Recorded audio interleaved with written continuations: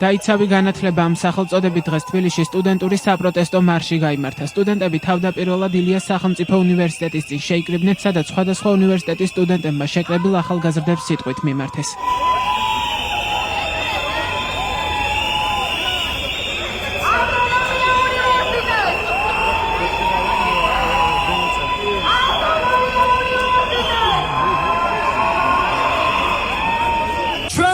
იმ ქვეყნის იმ მამულის შვილები, სადაც ყავს მარო მაყაშვილი, იუნკერები, ის ქვეყანაა საქართველო, სადაც სკოლის მოსწავლეებმა გორგაცლიანი დააფუძნეს.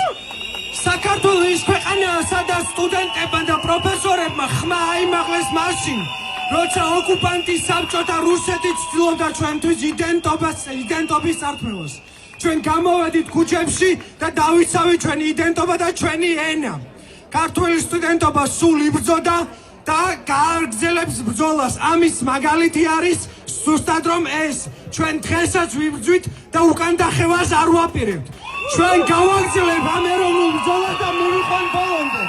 კუთხეს დავთვალთ განათლებას, კუთხეს დავთვალთ უნივერსიტეტებს, ხვალ დავთვალთ სამშობლოსაც. ეს ილიას უნივერსიტეტთან შეკრებილმა სტუდენტებმა მოგვიანებით გზა თესეუს პირველი კორპუსისკენ განაგრძეს. თავდაპირველად პოლიცია მათ გზაზე მსვლელობის უფლებას არ აძლევდა, თუმცა სტუდენტებმა გზისავალი ნაწილი მაინც დაიკავეს და მარშით თესეუსთან მივიდნენ.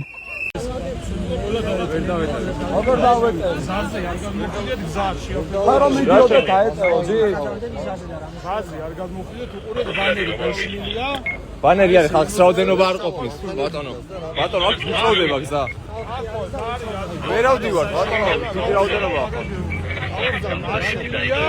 შეიძლება მოძრაობა დახვალა იმოძრაობა ვიწრო გზა ვერ დავეტოვე ვიწრო გზა პროტესტის უფლება გვაქვს ბატონო და ვერ ვეტევით არა ვარ მეტი რაოდენობა ვარ არ არის ის რაოდენობა რომ ტროტუარში